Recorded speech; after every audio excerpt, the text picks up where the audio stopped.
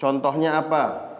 Maaf, anjing kawin sama kambing, sapi kawin sama babi, babi kawin sama sapi, walaupun anaknya sapi, tetap kita hukumkan najis. Kambing kawin sama ayam, anaknya ayam, anjing kawin sama ayam, anaknya ayam, tetap kita hukumkan najis. Jadi yang dilahirkan dari keduanya atau dari salah satunya, kita hukumkan najis dan tidak boleh kita samak. Hasilnya nggak boleh kita samak. Nah, ada kemungkinan nggak kira-kira?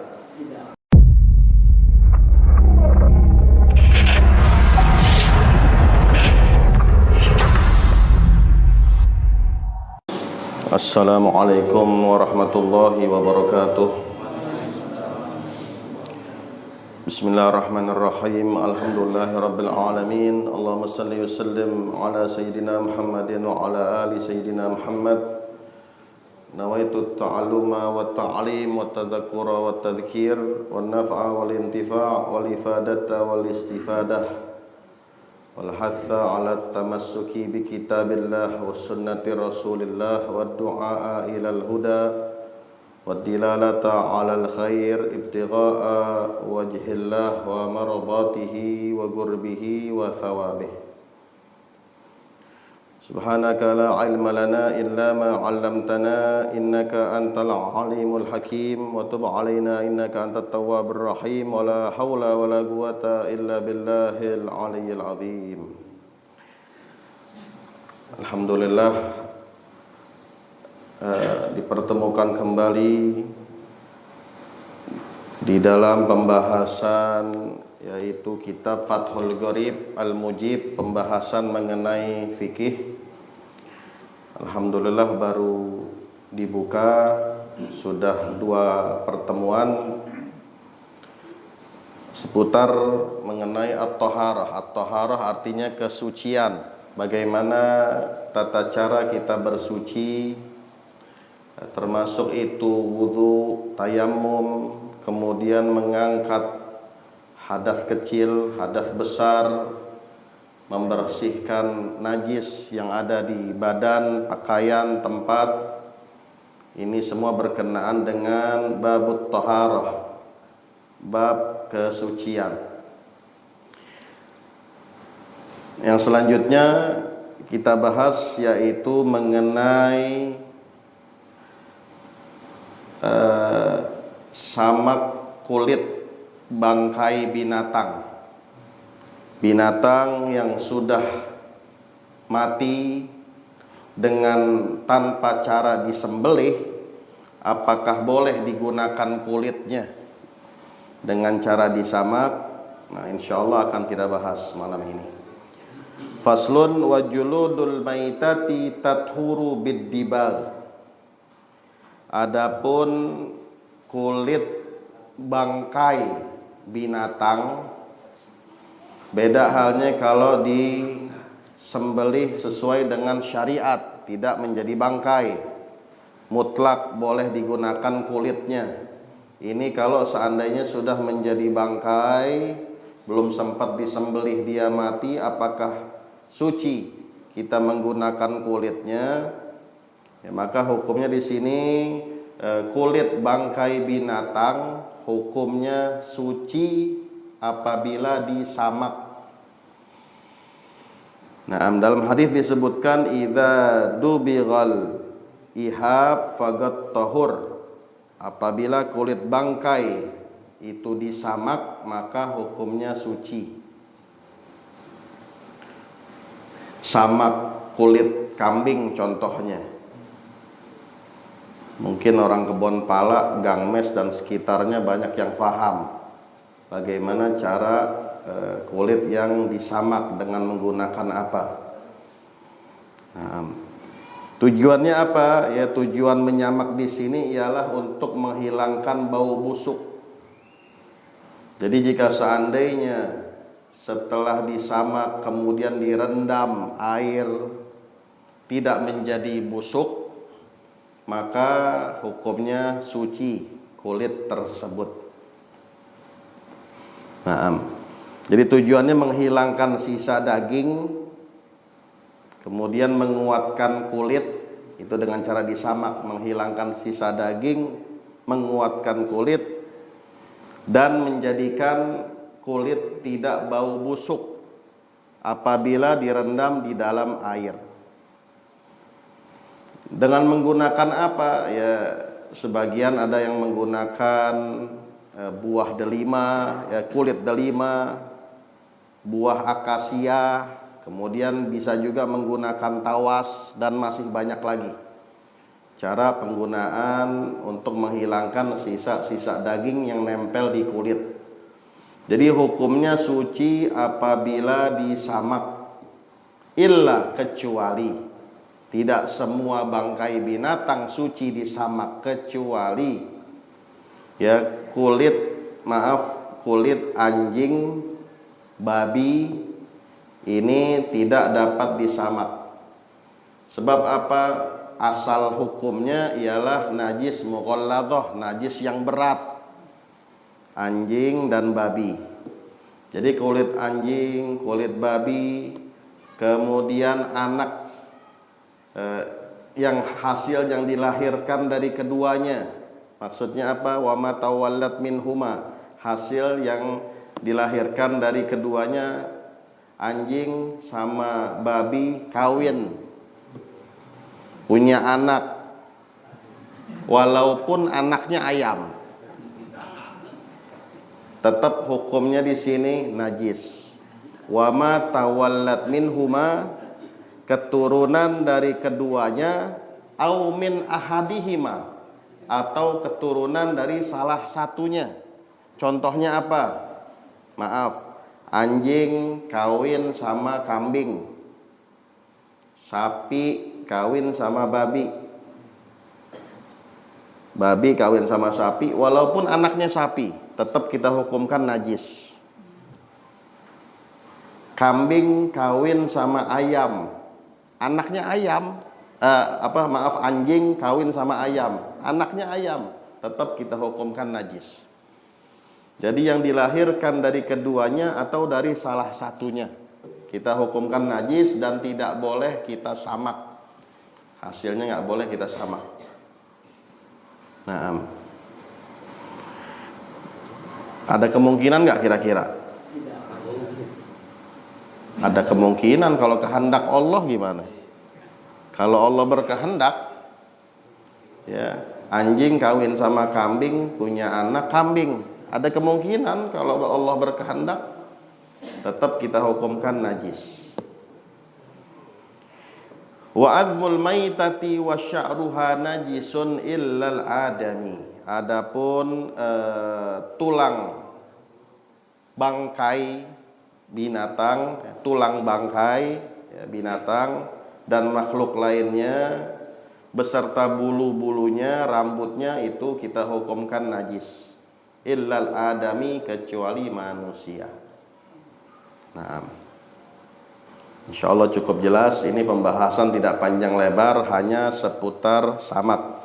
Jadi tujuan di sini ialah agar kulit bangkai binatang masih bisa digunakan, ya, masih bisa kita ambil manfaat dengan cara itu tadi, diambil sisa daging, kemudian dibersihkan, ya, kemudian tujuannya apa? Agar kulit menjadi kuat apabila disamak. Fasal yang kedua, faslun wala yajuzu isti'mal awanidh dhahab wal fiddah wa yajuz isti'mal ghairihima minal awani. Tidak diperbolehkan menggunakan perabot, wadah, tempat yang terbuat dari emas dan perak. Ya, yang terbuat dari emas dan perak. Zaman sekarang kan ya, rumah orang-orang, ya katakanlah orang kaya, tujuannya untuk sombong, untuk pamer, pintu rumahnya aja terbuat dari emas. ya, perabotan, ya. Ya apapun, perabotan rumah tangga ada yang terbuat dari emas dan perak. Ini dua yang tidak diperbolehkan di dalam syariat. Dua yang tidak diperbolehkan di dalam syariat. Kenapa kok tidak diperbolehkan, diharamkan? Ya, sebab akan menimbulkan kecemburuan sosial. Kan kasihan orang-orang fakir, miskin melihat, ya Allah, kenapa nggak pakai pintu kayu aja?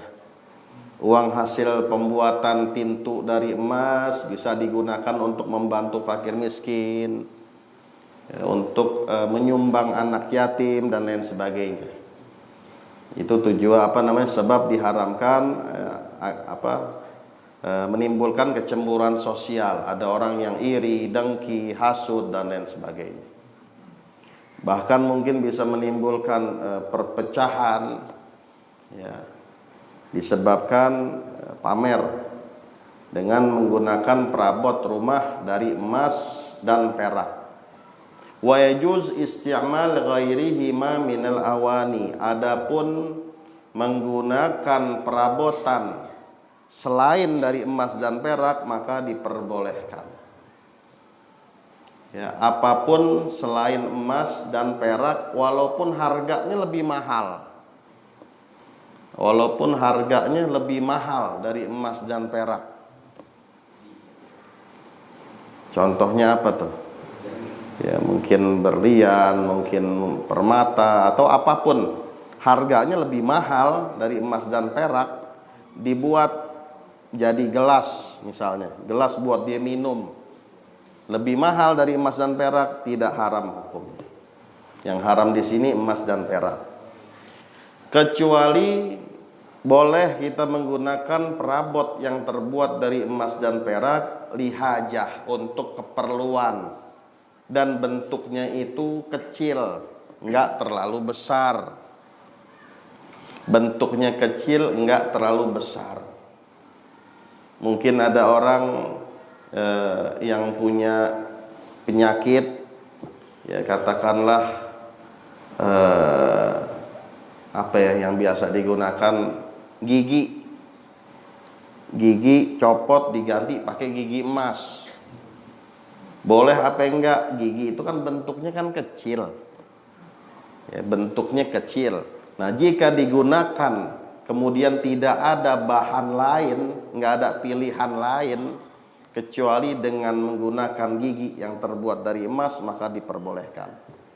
Asalkan tidak ada bahan lain. Kalau ada bahan lain maka kita wajib untuk memilih bahan lain. Tetap hukumnya kalau untuk perabotan apapun selain perhiasan, laki perempuan tidak diperbolehkan menggunakan emas dan perak. Kalau untuk perhiasan, wanita silahkan pakai emas, pria silahkan memakai perak. Nah, ada juga pria memakai cincin yang terbuat dari suasa.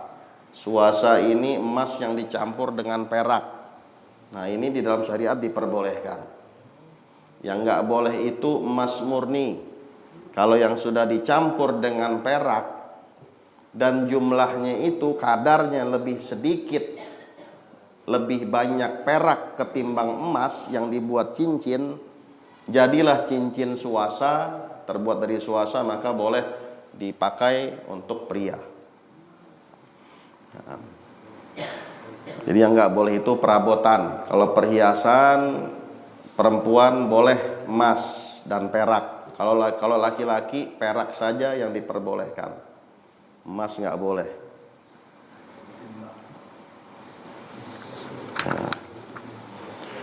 Faslun was-siwak mustahab illa ba'da zawal lis-shaim. Wa huwa fi thalathati mawadhi' ashaddu istihbaban inda taghayyuril fami min azmin wa ghairihi wa indal qiyami minan naum wa indal qiyam ila shalah. Ini pembahasan mengenai siwak. Ya. Siwak kita tahu bersama ya, suatu alat yang digunakan untuk membersihkan gigi ya, yang terbuat atau yang berasal dari kayu. Kalau yang sering kita lihat ketika kita umroh atau haji, atau mungkin kita lihat di toko yang jual oleh-oleh haji, itu terbuat dari kayu arok namanya. Terbuat dari kayu arok. Tapi yang namanya siwak itu ya barang yang digunakan untuk bersiwak. Apapun yang digunakan untuk bersiwak namanya siwak. Nah, nanti kita bahas ya. Hukumnya apa? Hukumnya mustahab sunnah. Ya, hukum menggunakan siwak itu ialah sunnah. Kapan disunnahkan? Kapan aja sunnah. Kecuali setelah zuhur, setelah tergelincirnya matahari ya, di waktu kita berpuasa. Jadi kita puasa nih, sudah tergelincir matahari, habis zuhur, itu hukumnya makruh menggunakan siwak. Kecuali ada satu pendapat Al-Imam Al-Ghazali ya, beliau berpendapat tidak makruh. Artinya mau habis zuhur kita sholat zuhur, sholat asar ketika kita di bulan Ramadan, ini tidak makruh hukumnya. Nah, apa keutamaan dari siwak? Keutamaan dari siwak ya, hadis yang menyebutkan laula an asyugga ala ummati la amartuhum bis-siwak inda kulli shalah. Kata Rasulullah, jika seandainya tidak memberatkan untuk umatku ya, maka akan aku perintahkan mereka untuk bersiwak setiap kali sholat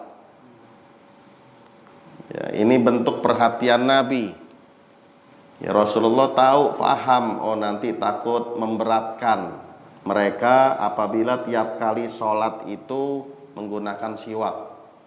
Jadi kalau seandainya tidak memberatkan ya, maka siwak itu sebetulnya wajib setiap kali kita sholat. Ini Nabi ya tahu, oh nanti takut memberatkan, maka tidak diwajibkan melainkan disunnahkan.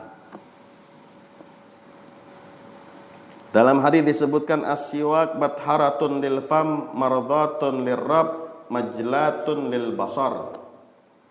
Siwak itu bisa membersihkan mulut, mendatangkan ridha Allah, dan siwak itu bisa mempertajam penglihatan.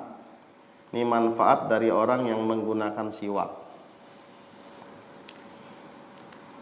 Dan siwak ini suatu hal yang sangat dimurkai oleh setan. Siwak.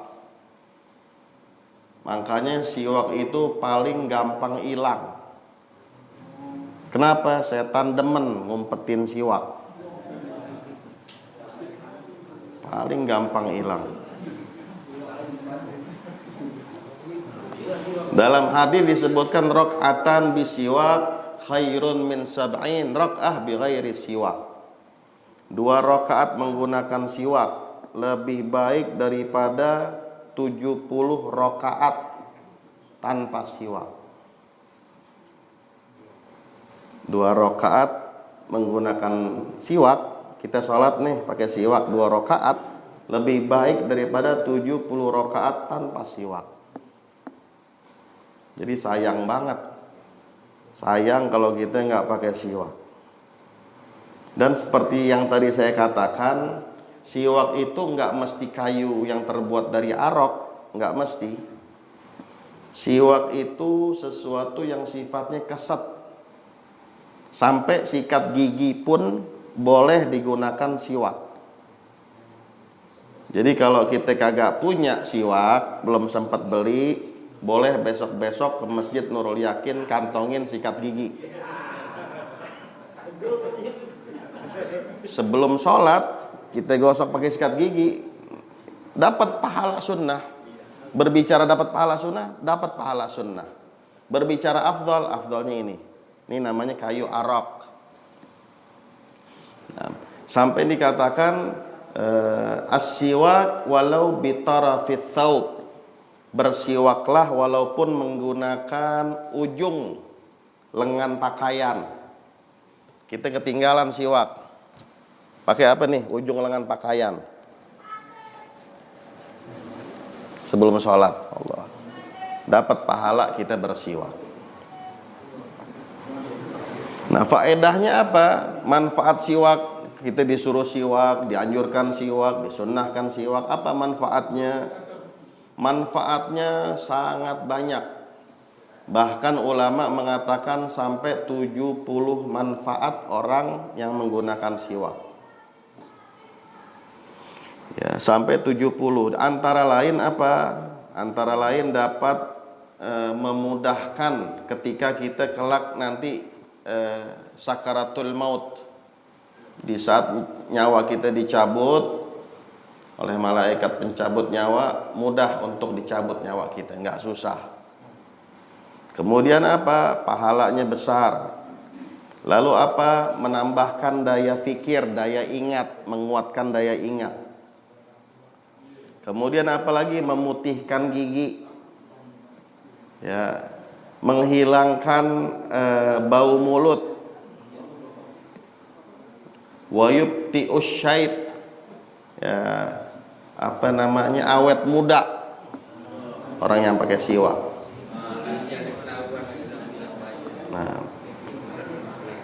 Nah, dari 70 manfaat orang yang menggunakan siwak, yang paling tinggi manfaatnya ialah apabila dia menghadapi sakaratul maut, dia akan mampu mengucapkan 2 kalimat syahadat, mampu menyebut asma Allah. Kenapa? Karena kesehariannya pakai siwak.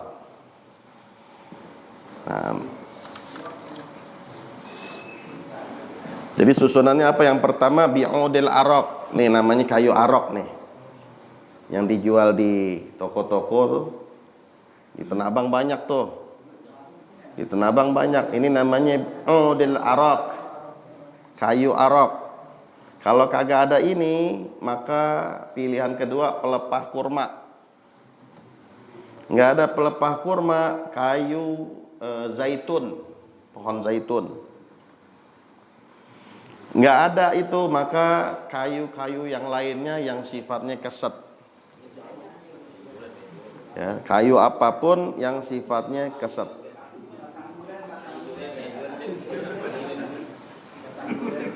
Boleh, dapat sunnah. Jadi intinya siwak itu disunnahkan siwak segala sesuatu yang tidak nempel, yang tidak menyatu dengan anggota tubuh. Maksudnya apa? Ini kan terpisah dengan anggota tubuh, nggak nempel dengan anggota badan kan?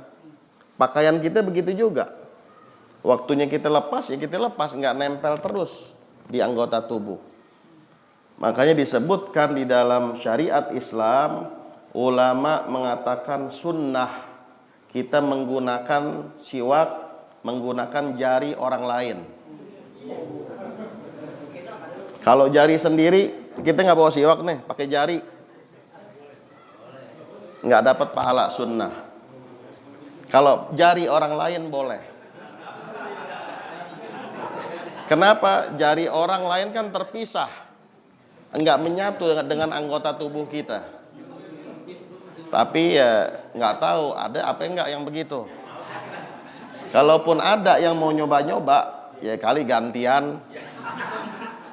Dia pakai jari kita, kita pakai jari dia, kali gantian, tetap dapat pahala sunnah. Nah, itu bukan pendapat saya tuh ya. Itu pendapat ulama tuh. Jadi menggunakan jari orang lain sunnah, menggunakan jari sendiri tidak sunnah. Caranya gimana? Caranya kalau kita siwakan nih kayak angka 8 terbalik. Dari bawah ke atas, ke kanan ya, gitu. 3 kali. Kayak angka 8 terbalik, angka 8 tiduran gitu. 3 kali. Dan ditutup dengan apa? Menggosok lidah memanjang 3 kali. Nah, kapan sunnahnya nih? Sunnahnya ketika sholat, ketika berubah bau mulut, ketika bangun tidur, ketika berwudu, ketika membaca Al-Quran, membaca hadis, itu semua disunnahkan siwak. Nah, jadi besok-besok kalau kita mau beli siwak, beli jangan 1, 2, 5. 1 kita taruh di kamar mandi. Kenapa? Di saat kita berwudu, sunnahnya siwak. Waktu kumur-kumur tuh siwak, sunnah. Terus 1 kita letakkan di mana? Di kantong baju yang biasa kita gunakan untuk sholat. Jadi kalau kita keluar, bawa siwak. 1 lagi ya, yang biasa kita letakkan di meja di samping tempat yang biasa kita sholat di rumah. 1 lagi taruh di samping Al-Quran. 1 lagi boleh kita beli taruh di ranjang. Jadi sebelum tidur, bangun tidur kita udah siwakan. Siwak udah ada di samping kita. Harganya berapa? Hanya Rp10.000. Kapan habisnya? Enggak habis-habis. Kecuali tadi cepat hilang. Manfaatnya besar sekali, menggapai ridho Allah Subhanahu wa ta'ala. Kagak kena pajak. Kalau yang selalu kita bawa setiap hari kan kena pajak. Ya. 25 ribu sebungkus. Sehari bisa 2 bungkus. 25 ribu sehari habis. Ini 10 ribu kagak habis-habis. Nah, yang belum punya siwak, insya Allah besok sudah pada punya siwak. Nah, wahakadha. Doanya apa? Allahumma bayyid bihi asnani wa syudda bihi lithati wa thabbit bihi lahati wa afsah bihi lisani wa barik li fihi wa athbitni alaihi ya arhamar rahimin. Ini doa kita menggunakan siwak. Nah, mudah-mudahan Allah menjadikan kita orang-orang yang gemar menghidupkan apa-apa yang disunnahkan oleh baginda Nabi besar Muhammad sallallahu alaihi wasallam. Hal yang disunnahkan Nabi pasti diridhoi oleh Allah Subhanahu wa ta'ala. Segala sesuatu yang disunnahkan Nabi mendatangkan kasih sayang dari Rasulullah sallallahu alaihi wasallam dan bentuk kepedulian kita sebagai umatnya akan syariat Islam, syariat yang disebarluaskan oleh baginda Nabi Muhammad sallallahu alaihi wasallam. Nah, fadhal, ada yang mau bertanya dipersilahkan seputar siwak, seputar samak, ya dipersilahkan. Arti dari doa siwak apa itu?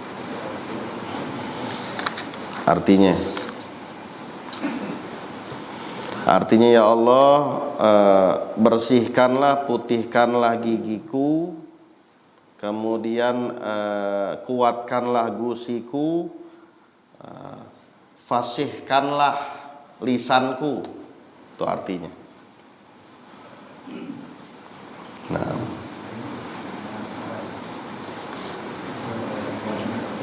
dan para sahabat itu, Nabi, para sahabat nggak pernah ninggalin siwak.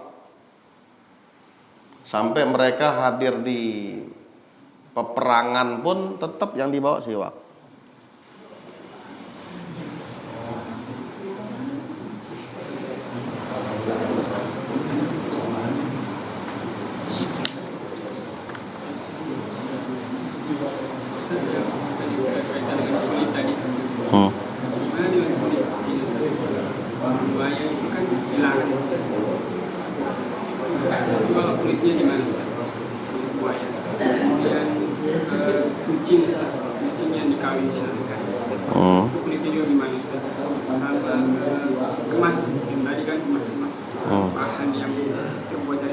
tidak boleh. Kalau menyerupai emas itu gimana? Yang menyerupai. Menyerupai artinya bukan emas. Bukan emas tapi menyerupai. Kalau menyerupai nggak masalah. Kayak perhiasan yang dijual di abang-abang tuh kan, mainan. Kalau menyerupai nggak haram. Nah kemudian tadi itu kayak kulit buaya itu kalau untuk dimakan nggak boleh. Kalau untuk sebagai tas, sepatu boleh. Terus yang kucing apa? Ikan silakan. Terus ini Apanya? kulit. Kulit kucing ya nggak boleh. Ya artinya kalau untuk dimakan nggak diperbolehkan, diharamkan. Sebab asal kucing itu haram untuk dimakan. Jadi apapun yang haram untuk dimakan haram pula kulitnya untuk dimakan. Binatang apapun yang dagingnya haram dimakan, kulitnya juga haram dimakan.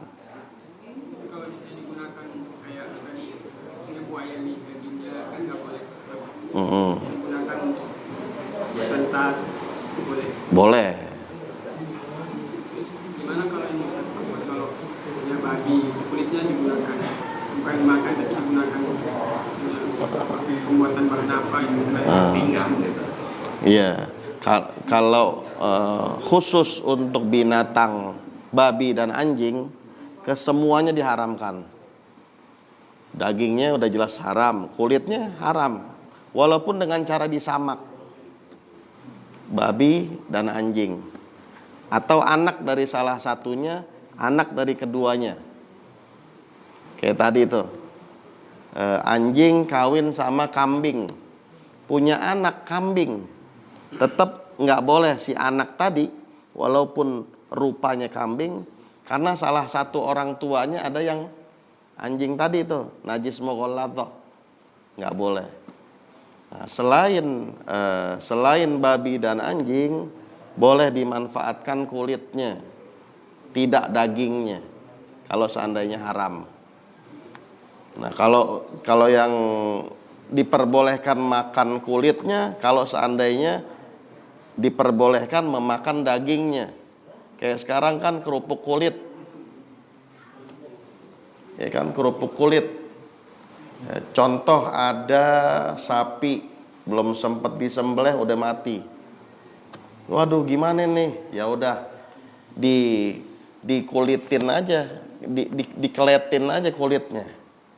Dikeletin, sisa-sisa daging dibersihin. Ya, sesuai dengan tata cara samak, hilang bau busuk, udah bener-bener bersih, baru si kulit sapi tadi boleh kita makan. Ya, kita jadikan kerupuk kulit. Kenapa?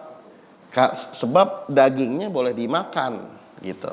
Otomatis kulitnya juga boleh dimakan kalau dengan cara disamak. Sekalipun bangkai, tapi cara samaknya benar. Nah, jadi memang berbicara di sini bangkai binatang, kulit bangkai binatang apabila disamak menjadi suci. Berarti kalau kulit binatang yang tidak jadi bangkai sudah mutlak suci. Sapi dipotong disembelih, ya udah berarti kulitnya suci karena disembelih dengan sesuai syariat. Nah, kalau seandainya keburu mati belum disembelih, boleh nggak dimanfaatkan kulitnya? Boleh. Kita kulitin, kita pisahin, kita samak, benar-benar bersih, bau busuknya udah kagak ada. Ya udah, boleh kita bikin kerupuk kulit misalnya. Kalau buat jaket, buat tas ya lebih boleh lagi. Orang dimakan aja juga boleh, asalkan dia daging yang halal untuk dimakan. Kalau ular, jangan daging ular dimakan. Ya, kulitnya boleh dipakai. Buaya begitu juga.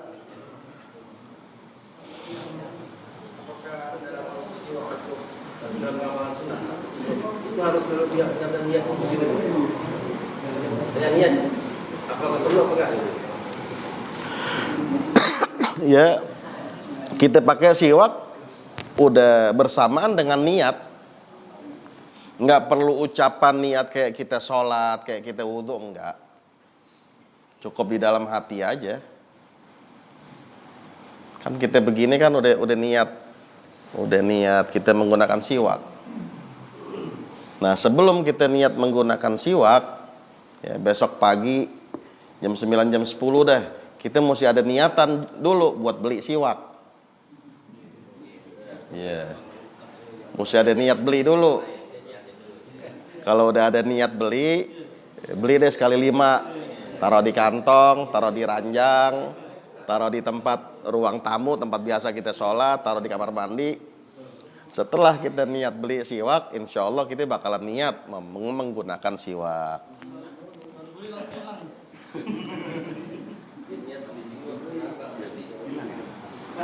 Sampai ada hadisnya begitu tuh.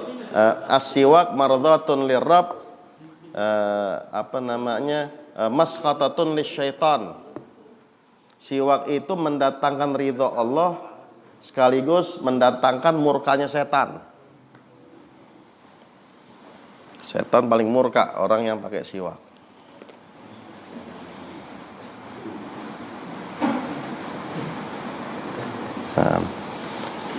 Allahumma aftah alina futuhal arifin wa yafaqihuna fid din wa yu'allimuna at-ta'wil wa yahdina ila sawa'is sabil. Iftah alina ilman ladunni wa mashrabus safil hani ya wahhabu ya ghani. Wa sallallahu wa sallama ala sayyidina Muhammadin wa ala alihi wa sahbihi wa sallam. Walhamdulillahi rabbil alamin.